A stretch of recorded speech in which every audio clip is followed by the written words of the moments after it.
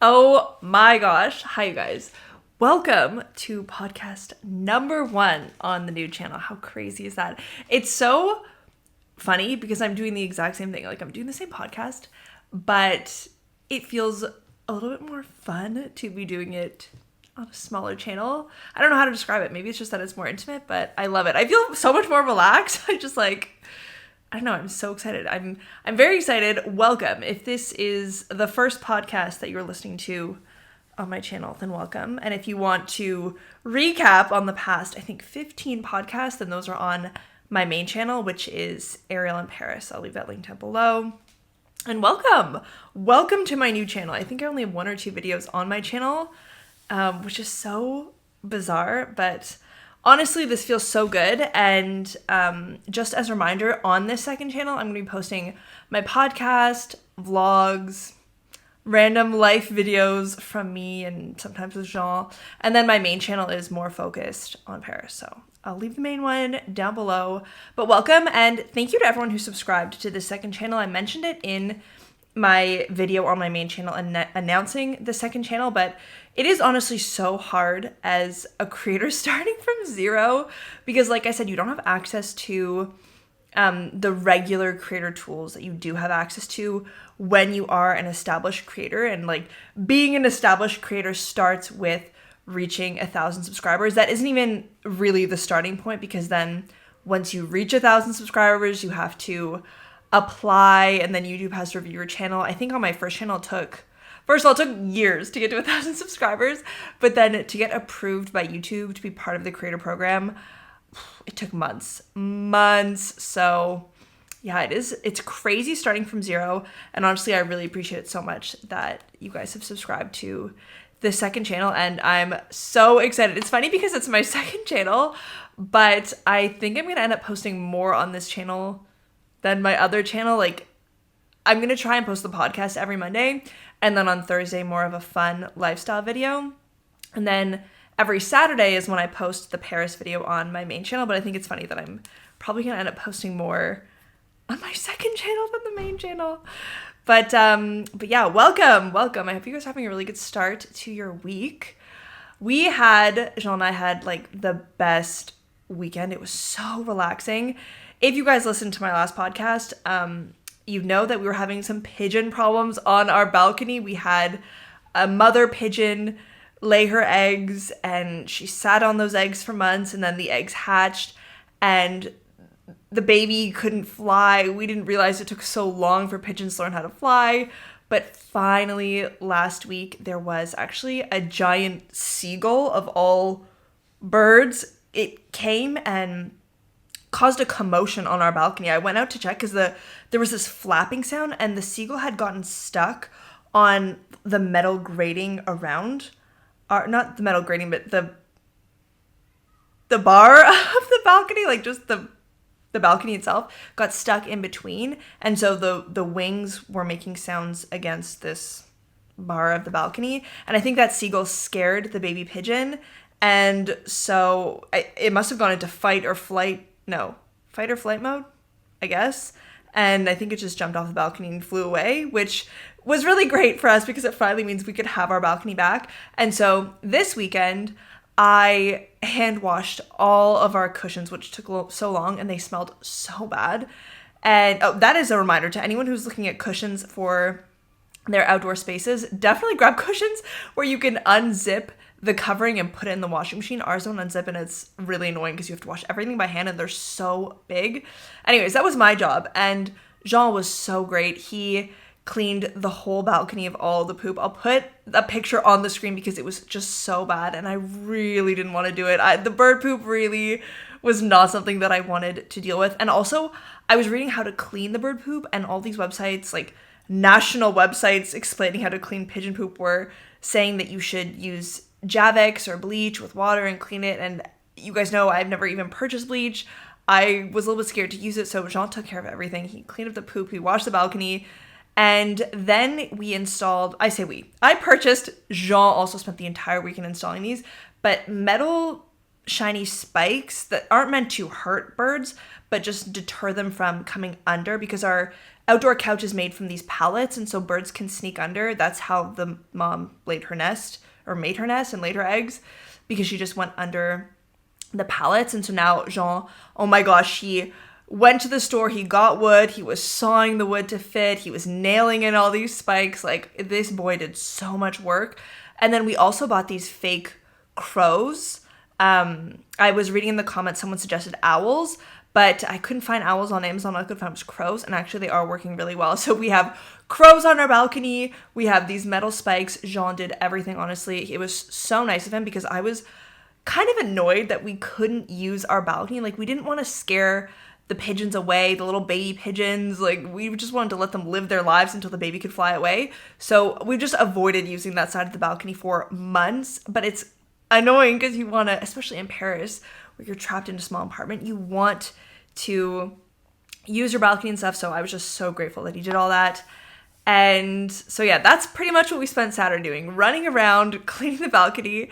And then on Sunday, Jean had a race. He did a 10K race in the Bois de Vincennes, and we had a bit of a rough start. I vlogged the day, so you guys will see that later, but we missed our alarms. We got up at the exact moment we had to leave the apartment to be on time for his race, so it was just like very chaotic at the start. But we got to the race. Jean did really well, and that was just nice to spend the morning together. And it's nice for me also to be able to cheer Jean on, because he's like my number one cheerleader, like not just in life but also in sports. He doesn't really play basketball on a team anymore, but I do, and so he's always at my games, he's always cheering me on. So it was really nice to be able to cheer him on during this race. But I am so not a race spectator. I've never done that. I didn't really know what it entailed, and so we had this idea to picnic after his race. So I'm here with this giant like hiking backpack in my Birkenstocks, okay? I have all of our lunch, all of our drinks, our picnic blanket, our games, our books. Like, I had everything on it was very heavy. And I guess I really didn't realize this, but you have to walk to each point along the race to be able to see the person you're cheering on. And so during this race specifically, I could see him at 500 meters, I could see him at 4 kilometers, and then again at 9 kilometers. And so it's like you have to walk, you have to quickly get to the 500 meter mark, wave, cheer him on. Okay, quickly run to the 4K mark, wave, quickly, like you're just running all over this giant park. And I'm not familiar with this park, so there was a point where you had to like walk really on the grass beside the runners. It was just very chaotic. I was so not prepared. And I think if I had known that I would be doing so much walking, I would not have worn Birkenstocks or carried a giant backpack. But honestly, it was really nice. It was so nice to be able to cheer him on. And then in the afternoon, we just had the most chill Sunday. We played board games. We're very into Mexican Train at the moment. It's like a not dice, dominoes. It's a domino game where you have to line up the dominoes and everything. I'll put a picture on screen if you guys aren't familiar with it. But we just had a good weekend, relaxing and, I don't know, enjoying the weather, enjoying each other's company. It was just nice to relax. So I don't know, I'm coming off a high of a weekend. It was so good. But I have my podcast topics. Oh, also on that note, if this is the first podcast that you're tuning into, I normally ask on my Instagram story on Saturday or Sunday if people have questions. That way you can submit questions that you have about Paris, about my life, about, I don't know, you could submit whatever you want to submit, topics, questions, comments, and I will like read them and go over them at the end of the podcast. I didn't do it for this one just because I honestly forgot.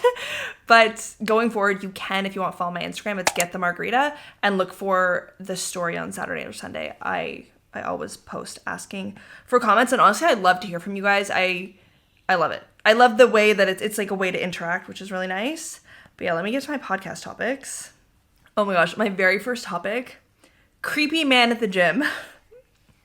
I got into my first conflict at the gym. And I've been going to the gym, as you guys know. I've been going 6 to 7 times a week, okay? I love it. I love my gym. I love the staff there. I love the people there. I love the coaches. Smooth sailing, always has been. I love it. I'm a pretty happy person. Like, I I love life. I love the gym. It's all good. And this was the first time last week that I had a conflict with someone at the gym. Basically, I was going to my regular class. I do this, it's called thigh, butt, and ab class. It's a 30-minute workout class. And then after that class, they have arms, back, and shoulders.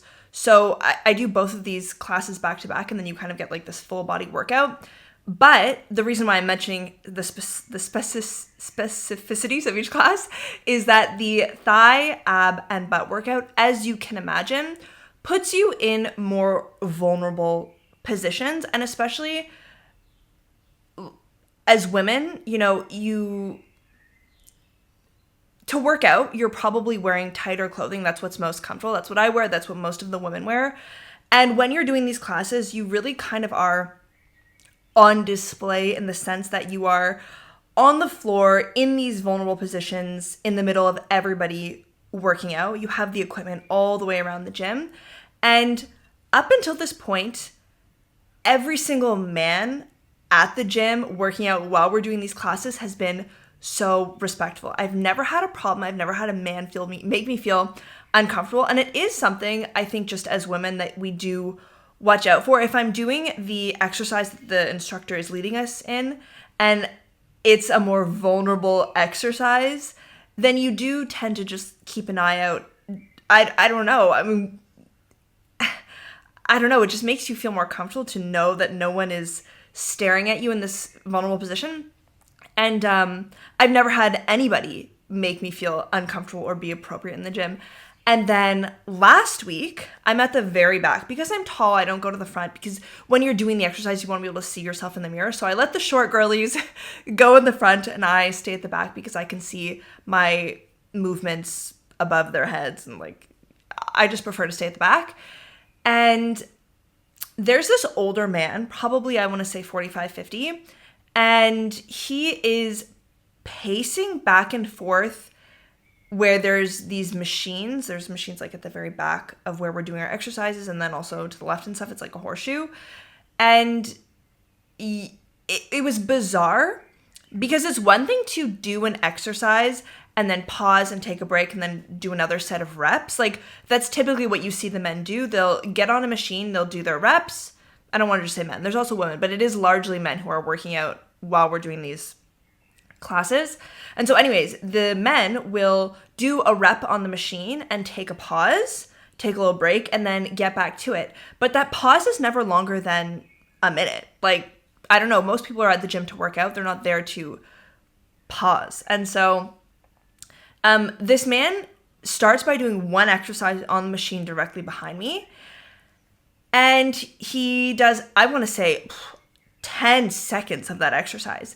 And he gets up and he stares, full on stares. I'm talking, there could not be a more obvious stare, like this, eyeing all of the women. And I didn't say anything because I'm like, you know what? Maybe he is really just in space, when your eyes go blank and you're somewhere else, even though your eyes are looking in a direction. I was like, maybe that's what's going on. I'll just wait for him to get back to his exercise and it'll be fine. But he never went back to his exercise. In the full 30-minute class, he did maybe 2 reps. The rest of the entire class, he spent pacing back and forth down this backside of where all of the women are doing the thigh, butt, and ab exercises. And it was bizarre. It was very strange. It was uncomfortable for all of the women there. It was really something else. I've never seen a man do that. Typically when a man is resting from his reps, he's looking at his phone, looking at the ground, facing the machine.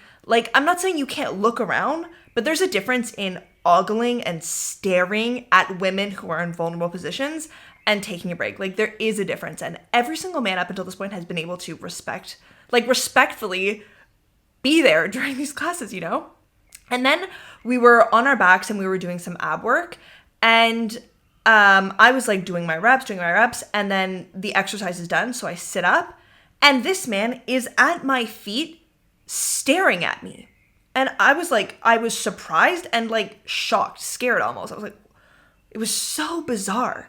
And then we're back in the mirror, we're doing squats, And this man locks eyes with me. Like he's again at the back, pacing back and forth, and he's staring at everyone. And then we lock eyes in the mirror as he's staring at all of these women doing squats. And so I go over to him because I am like, I'm a nice person. I'm a very nice, understanding, compassionate person. But I'm also not afraid of conflict when I genuinely think someone is in the wrong. And also I think it's like, especially as a woman, I just think it's ridiculous that a man would interfere with a workout. Like, my mind wasn't on my workout. My mind was on how inappropriate he was being. And like, it made me feel uncomfortable. I was like, you have no right to do that to me or any of the women in this class.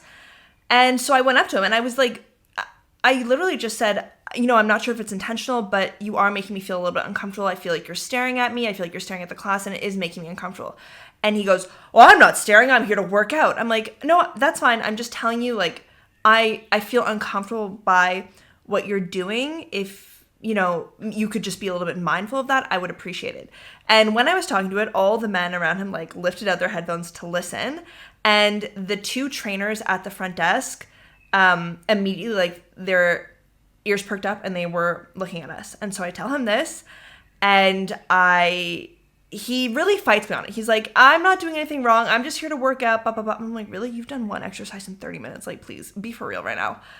And like, I don't have a problem confronting someone and telling someone that they make me feel uncomfortable, but I'm not going to have a screaming match with you during a workout. Like, I'm also not, like, I don't believe in full-blown arguments. I don't think they're productive at all. So I just told him that it made me feel uncomfortable, and I was hoping that he would change.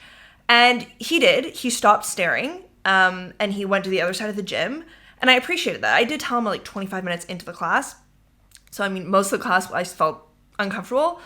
And then, you know, the arm class was a little bit better because we're not in those vulnerable positions that you are when you're doing your butt and thigh workouts. So it went a little bit better. He was still staring, but it was a little bit better. And then after class, I'm putting my mat away, I'm getting my water bottle, I'm putting the weights away, and I'm like ready to leave. And he comes over to me and he reiterates, he's like, I wasn't staring, I was just doing my exercise. You know, I was like, if that's what you think, that's what you think. I'm telling you, you made me feel uncomfortable. And then he starts going, this is France, it's not illegal to stare at women.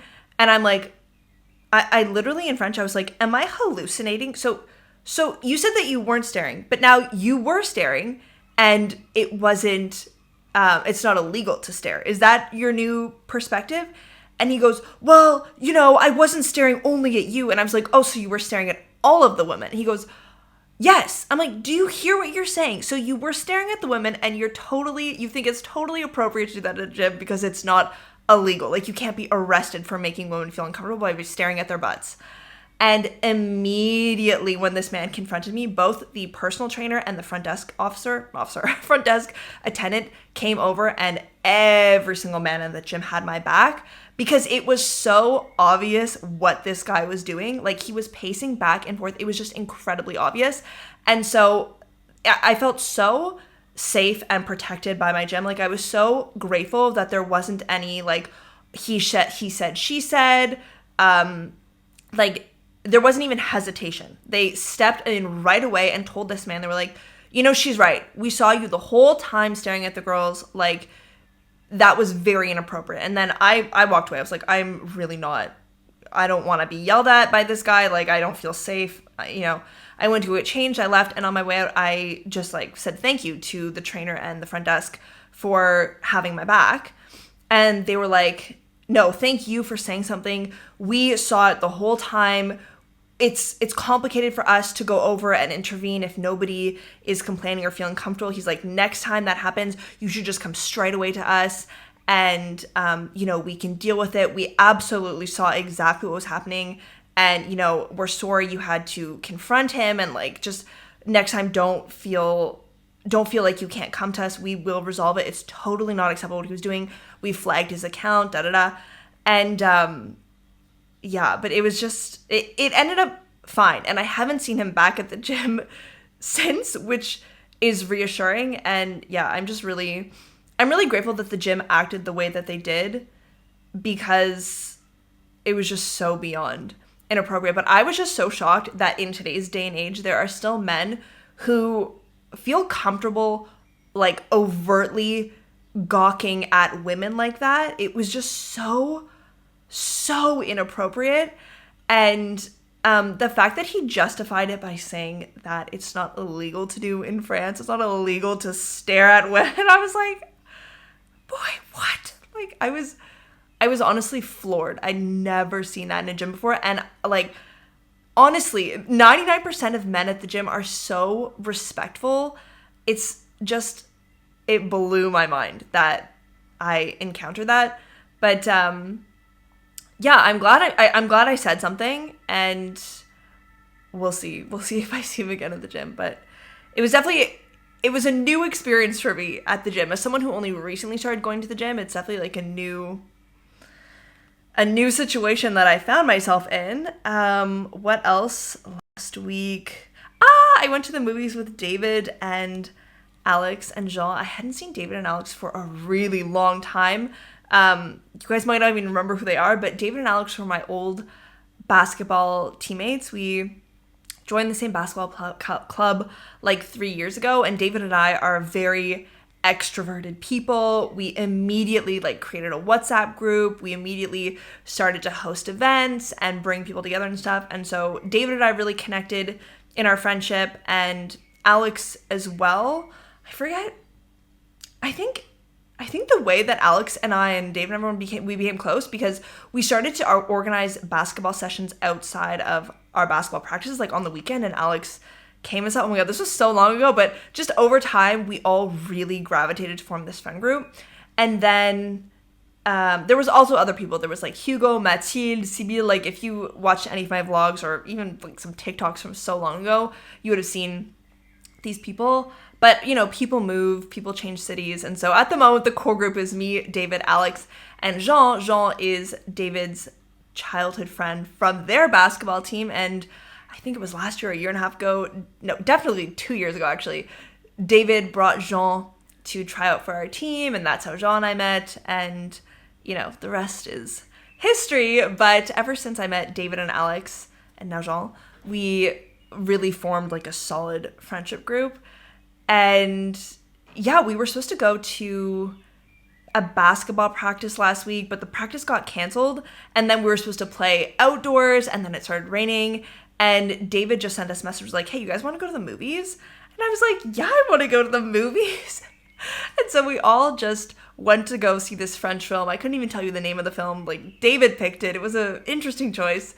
But what mattered is that I was going there with my friends. It was just really fun. And then we ended up at Five Guys, and we were at Five Guys for probably 2 or 3 hours. I thought we were just going to get a burger, but we just sat there talking, and it was just so nice. And as we were talking and stuff, I get a little bit nervous sometimes to invite people to events, just because what I've been finding as I've gotten older is that people are so busy all the time that people say no now more than yes. And it is a little bit shocking as someone who typically hosts like every single party, that people who, or when I was younger, people would always say yes, and now it's like a little bit more challenging. So I don't invite people or like organize events as much as I used to, but I don't know, it felt so good because David and Alex were taking initiative, and they were like, oh, well, we should go to the theater next week, and we should have a party, and we should have a board game night. And I was like, oh my god, yes to everything. And it just feels good to have a solid group of friends that like care about you and know about you and have similar interests to you, because it's not everyone in this world that's like, yes, I want to go to the theater. Yes, let's go see a movie. Yes, let's have a board game night. Like, I think it's because we're drawn together because of our similar interests. Like, we're all very athletic, which means that by nature we don't. I think we're all also very conscious of our health. Like, we would much prefer to go to the theater or have a board game night than go to a rave. And not there's nothing wrong with a rave. It's just like not necessarily in our interests. None of us are smokers. We're not huge drinkers. I think it's just we have so many interests that make our friend group so stable. And that's another thing that I noticed as well, is that like over time your friend group really shrinks, and at first it can feel kind of bad because you're like, oh my gosh, I have less friends than I did 5 years ago. But the friends that stick are the friends that care the most about you and who you have the closest relationship with. And I'm just so happy to be at that point with David and Alex. Like, I feel like we're really solid, and I'm like so grateful for them. And I think that they've changed so much as men as well. There was a couple little speed bumps over time. And I think as well, like, men aren't used to, I think, having similar friendships as women have, from what I have observed from all the men in my life. A lot of their friendships are, and again, this is a generalization, I'm not saying for everyone, but sometimes it feels like it's surface level, where they don't get into the same emotional or caring details that women do. That's just what I've observed. And this was something that really bothered me at the start, and I actually told them a couple times. I was like, oh, like, maybe you could ask me about this. Like, I want to share this with you guys and share how I'm feeling, da-da-da. And now they know how, like, they know, and I think they care to, have those more deep conversations with me, I guess, which is really nice. But yeah, I've never really had a lot of male friends. I'm definitely, like, what you could say, a girl's girl. I love having groups of girlfriends. But it just happened that we ended up playing on the same basketball team because I couldn't play on the women's basketball team. So I ended up playing with these guys for years. And yeah, I'm so grateful. And I'm really happy. Like, I'm happy with where our friendship's at. Last week was so nice. What else? Oh my gosh, I have the most Parisian rant story to tell you guys. It happened to me, and I just, like, I was so angry in the moment. I was like, this is Paris. This is the exact example of what it is like living in Paris on a daily basis. Basically, what happened is I was on my way out of a building, and this building had, like, specifically installed these concrete posts to stop bikes and motorcycles from coming up onto where the pedestrians walk and, like, to exit the building. Because I'm assuming they installed these because there were motorcycles and bikes that were coming and, like, obviously interfering with people who were trying to come down. And there is a section for cars and motorized vehicles and bicycles. And so I'm leaving this building and walking down this sidewalk with these concrete posts, and it's annoying because you have to, like, zigzag your body through them because it's only the size for a person to walk through and not a bike or a vehicle.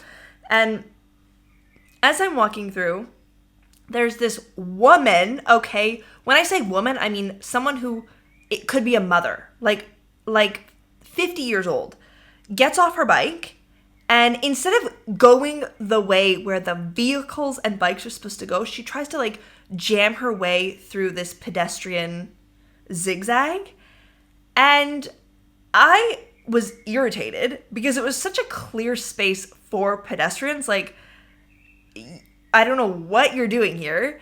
And she must have been in a hurry or something because she looked very irritated. And instead of letting the pedestrians go through, this woman with her bike, like, is jamming it through the zigzags and intentionally shoves me against the wall and runs her bike over my foot.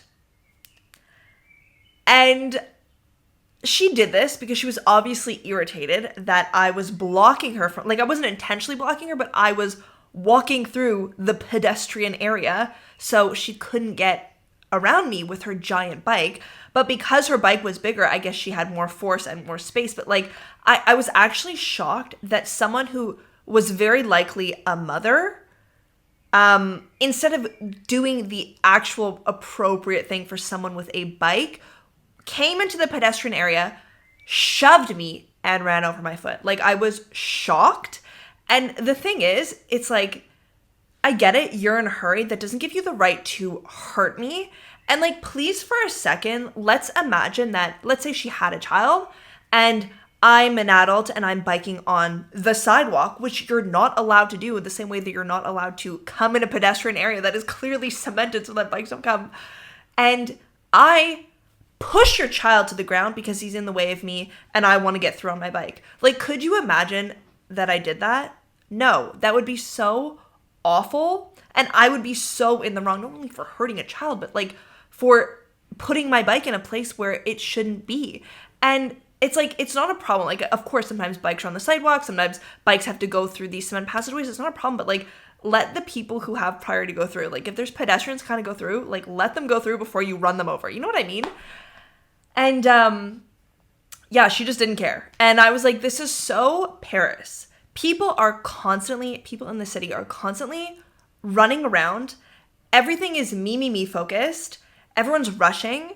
There's truly zero sense of empathy or patience or understanding or compassion. And it is so frustrating to live like this. And I don't want to, again, bash Paris, because there's so many great things about Paris. Like, I live here and I love my life here for the most part. But it is really just a daily reality of constantly encountering people like this, people who do not care, or who don't have that sense of empathy or compassion. And it's very frustrating, especially someone like me. Like, I do take these things, I don't take them personal, but it really does frustrate me when I think someone is wrong, or I think that I've been, that something has happened to me that I don't necessarily think is fair or whatever. Like, I do take it, I think, probably harder than other people. So it ends up not ruining my day, but I really think about it for the next couple hours. And so it's just tough sometimes. But yeah, that happened, and I was like, this is such a Paris moment. This is just so Paris. Let me know if you guys have been to Paris, or if you live in Paris, and if you feel the same way. Maybe I'm just too critical, or I think too much about it because I'm like, oh, this would be fun to talk about on the podcast. But yeah, I would love to know if you guys feel the same way about Paris, or if you just think it's like any other city. I have lived in a lot of cities, like not just in France, but also in Canada. Like, I've lived in, oh my gosh, almost 15 cities. And in France specifically, I've lived in a lot of different cities, and I've never quite met people who are as egocentric as Parisians. I don't know. Is that bad? Is that judgmental? You guys let me know. But, okay, yeah. And I think the last thing that I wanted to talk to you guys about, I wanted to show you actually the second last thing. But I ended up ordering this package from Caudalie, and I wanted to talk to you guys about it because I do think some of you guys live in France or in Paris, and maybe we use the same skincare products, because I think Caudalie is quite popular, especially their radiance serum. It's become very popular because of social media. And I just wanted to show you guys what I ordered, because for the longest time I would buy my skincare products at the pharmacy, but then I would notice this huge price difference between pharmacies, and then also between the pharmacies and what the brands were actually selling, or the price that the brands were selling their products for online. And it got to a point where it was just frustrating to go into one pharmacy and have it be the same price as online, and another pharmacy and have it be 6 or 7 euros more expensive. And I just decided I didn't want to have that issue anymore, and I decided to start ordering from the brand itself. And so what I typically buy from Caudalie is their Vino Perfect Radiance Serum. It looks like this. Just like this. And I do it morning and evening. It's just a serum. And it's supposed to brighten your skin and get rid of dark spots. I really like it. I used to use vitamin C, but I've switched to this and I really like it so far. I do get a lot of comments that people say that my skin looks glowy or radiant. I don't know, you guys can tell me. I have a little bit of acne, but yeah, for the most part, I really do like the serum.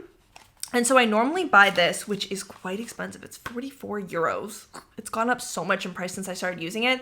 And then on top of this, I use the same Vino Perfect day cream and night cream, which are definitely more affordable. Those are about 33 euros and they last me almost a full 6 months. So I'm pretty happy with the skincare routine I use. That's what I do. But when you order from Caudalie, you get so much extra free stuff. So number one, they also have a point system, and I'm saving up my points because at 900 points, you can go to their spa for a massage. So I'm saving up for that, which is nice. Pharmacies don't have that. And then you also get samples when you purchase. And I think if you purchase over 50 euros, which I do because the serum itself is 45, and then the cream, like, you know, I do end up purchasing over 50 euros when I buy online. You get a travel size sample. And so I always pick this sample. And this box that costs, not this box, this bottle of serum that costs 45 euros is 30 mils. This travel size that they send you for free is 10 mils. So you get 3 of these. It is the equivalent of 1 full bottle of serum. So this is basically 15 euros worth of serum that they send you for free as a sample when you, I think it's 50 euros. On top of that, when you buy the serum, if you go into the offre section of their store, you also have the serum packaged with something that they give you for free. And in the summer, they always give you this with the serum for free. And this is a face sunscreen. It's like this. And this is 12 euros. So that's something else they send you for free.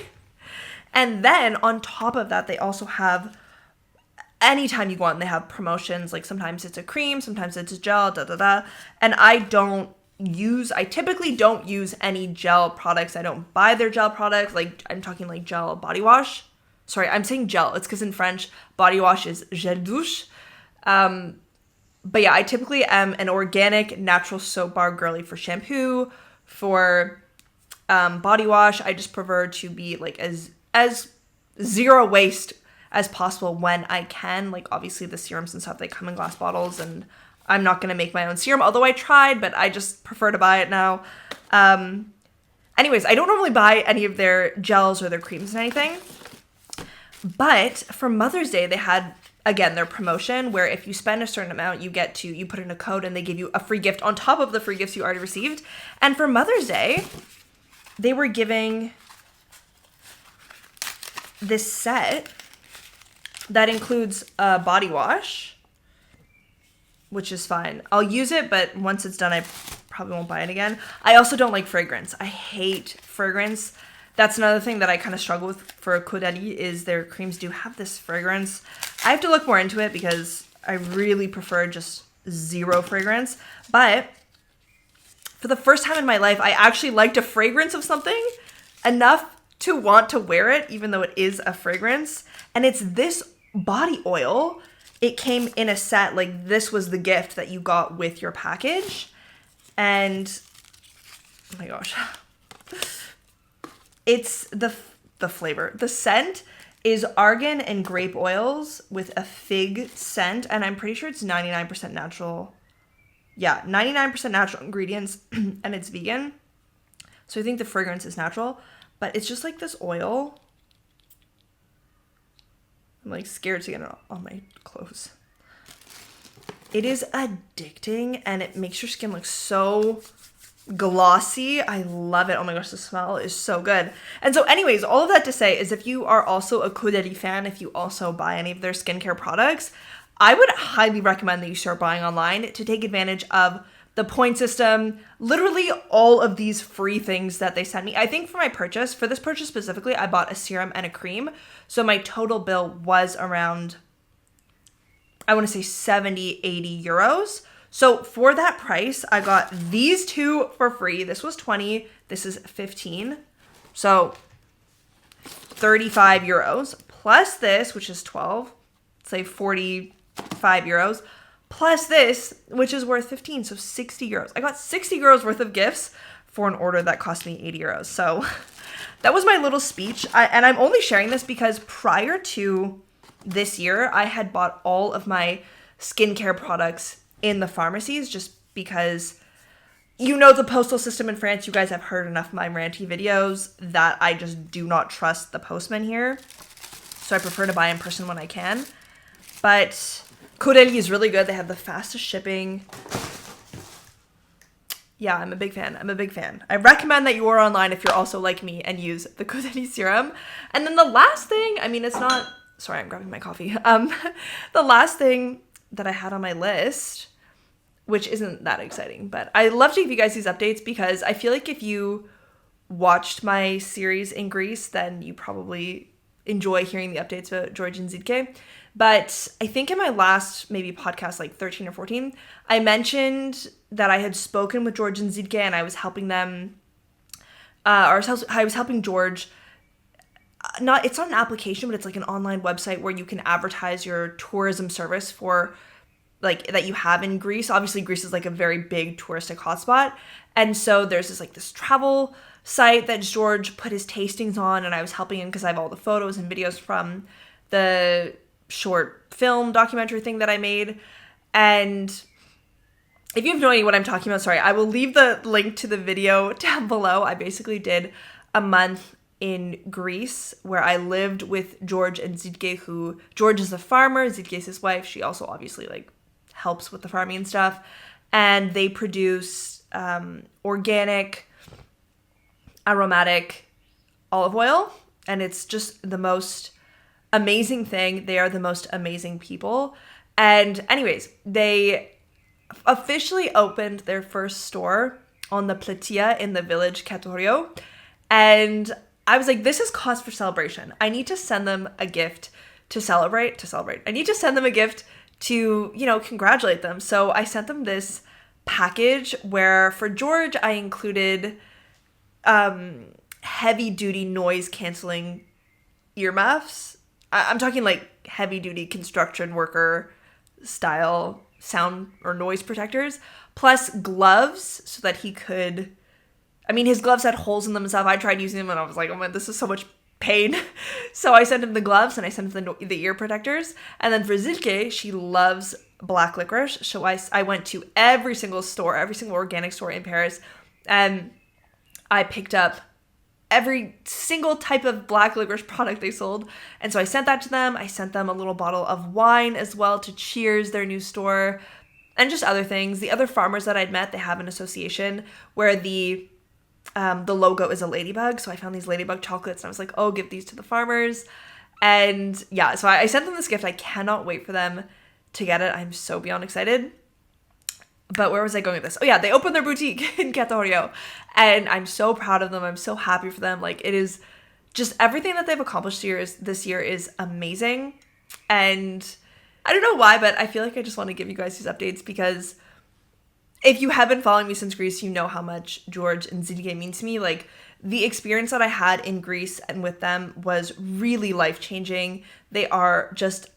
They're some of the most amazing people I have ever met, truly, genuinely. They are the coolest, kindest people. And so yeah, I'm just so happy for them. And I really hope that I can visit them. Maybe not in the summer, I would imagine. Like, George is very busy in the summer. He has all the tours with the hotels and all that.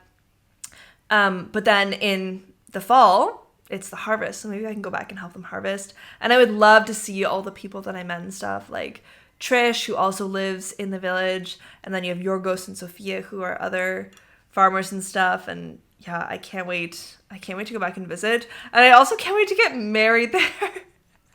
It's like, I'm not even engaged, but John and I have already talked about it. I would really love for us to get married in Caudalie. I think it would just be the coolest thing. But yeah, I think that was it. I think that's all I have to update you guys on today. Oh, I will just quickly mention that in Thursday's video, which is going to be a vlog, I will be announcing the giveaway winner. So if you entered the giveaway, then definitely stay tuned for that vlog. And yeah, thank you guys so much for watching. I hope you enjoyed podcast number 1. Definitely, if you haven't already, you can check out my Instagram, and I would love to hear your topics and questions for next week. So look out for that again on Saturday or Sunday. And yeah, I'll see you guys on Thursday, and then I'll see you on Saturday on the main channel. Okay, yeah, I hope you guys have a really good week.